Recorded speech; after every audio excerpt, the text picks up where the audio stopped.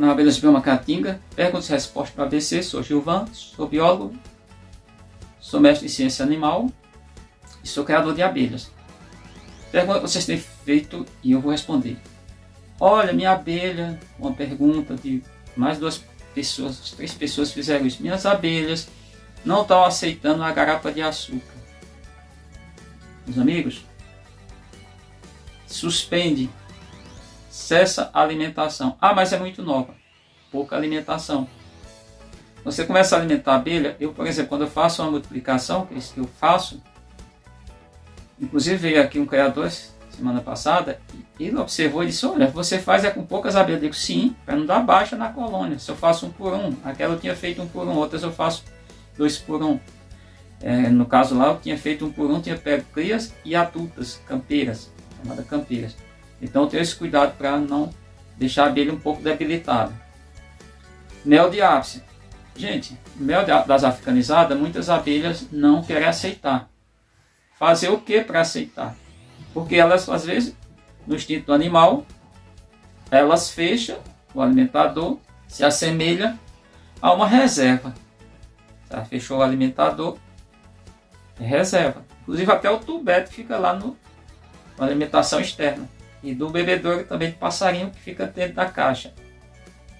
E já vi até as pessoas botam em aqueles copinhos de café, também elas fazerem isso. O que você faz? Faz a diluição. Aí você diz, ah, mas fiz a diluição, coloquei lá, não sei, 10% de água no mel. Tá? Começa o cuidado. Esses 10% você pode usar até a chama baixa? Pode, eu não faço, eu só mexo. Só misturo, adiciono com um objeto qualquer, uma colher, faço isso. Agora aí começa o cuidado. Bota quantidade mínima e o que sobrar você vai fazer, você vai diluir 1 litro de mel. É 1 litro. Se é 10%, você vai pegar só 900 de mel e 100, estou falando de ml, mililitros de água. E bota o mínimo, porque agora com a água vai fermentar muito rápido. E nesse caso, não vai sequer virar hidromel, porque hidromel tem protocolo, você não é 10%, não é assim que funciona para ser e tem outros processos para você conseguir hidromel. Precisa, por exemplo, de fermentadores, mas mel vai azedar. Então tenha esse cuidado. Você que está alimentando suas abelhas, tá? Fique atento. Uma outra pergunta. Gente, eu já respondi isso, mas eu não obtenho vedação nas minhas caixas e 3 pessoas entraram em contato comigo, ligaram, dizendo que é uma genética. O cara disse que 2 porque disse que era genética, e outra tirou da sua cachola, fala, gente, cabeça, seu cérebro, que é a genética. Não, não é genética, gente. E por que não é genética? Porque eu já fiz mais de 700 abelhas. Eu tenho 100 e tantas na minha posse. Colônias de Mandaçaia da Caatinga. E nenhuma tem barro. Apesar delas fazerem parte na entrada das abelhas de gênero melífera, inclusive algumas fazer uma estrutura muito bonita, chamada de ranhura, apesar de tudo isso, a abelha não é para juntar barro. Quando está juntando barro, tem algo errado. Aquela placa de barro mas é um desperdício de tempo. Porque a abelha... Por que minhas abelhas... Aí eu faço aqui uma relação, um entendimento, para responder a vocês. Não é genética. Por que minhas abelhas estão mais fortes? É porque elas não têm barro. Porque o barro ali vai atrapalhar a vida das abelhas. Atrapalhar que vai ocupar o espaço que poderia ser ocupado com o alimento e crias. O outro é que aquele barro, ele não é isolante térmico, ele pode ser isolante muitas coisas. Térmico não. Ele não é isolante térmico nem elétrico. Os isolantes térmico e elétrico, eles têm cuidado para não dizer que a água é também isolante, não. Se a água tiver sais, ela transmite energia e corrente elétrica facilmente. Aumenta a possibilidade. A água é um bom equilíbrio térmico. Agora, lembra, os metais, eles são bons condutores térmicos, ou seja, conduz bem o calor. Se logo eles esfriam, perde esse calor muito rapidamente. Tem outra questão que é importante salientar. Nós temos basicamente 3 tipos de solos. Solo rochoso, solo arenoso, solo argiloso.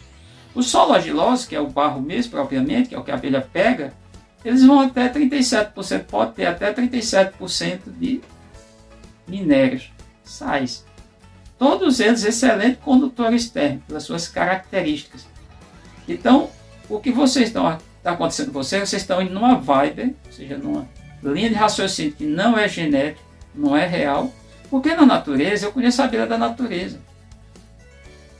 Todas? Não, mas conheço, pelo menos conhecendo uma abelha dentro de um gênero, eu sei mais ou menos como é que se comporta semelhantemente abelhas de espécies dentro daquele gênero. Por exemplo, gênero melípona, claro que tem suas exceções, mas eu sei que todas as abelhas de gênero melípona vão na entrada, no acesso vai existir, entrada não, entrada e saída, o acesso vai existir barro.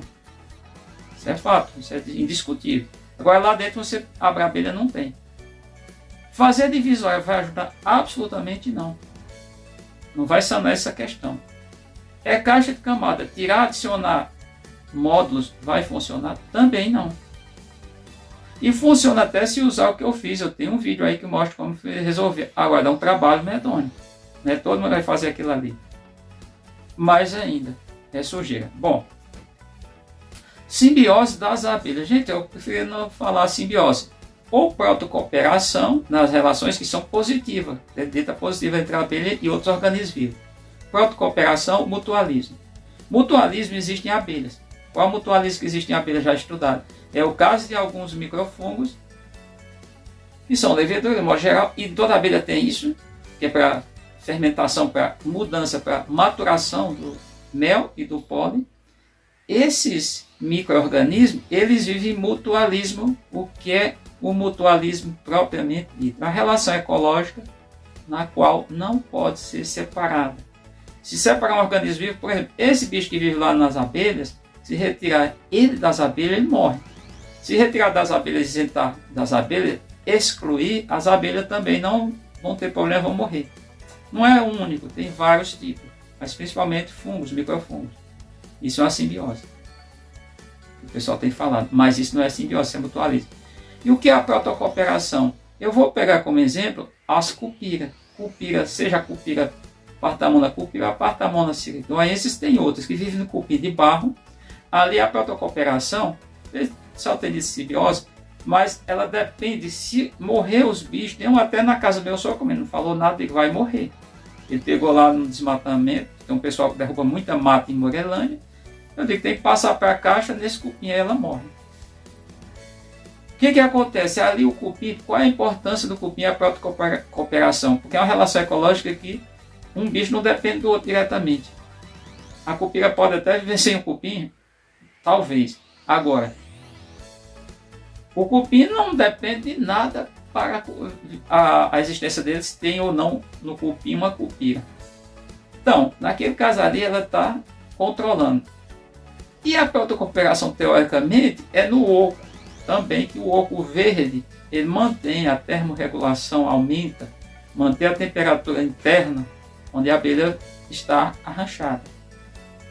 Então essas relações, aí no caso seria basicamente uma simbiose, por quê? Porque a madeira, a planta não depende da abelha para estar ali. Agora, é uma relação, vai ter benefício para a planta? Tem na planta, na questão da polinização. Agora, o que é o mutualismo quando diz abelha e plantas?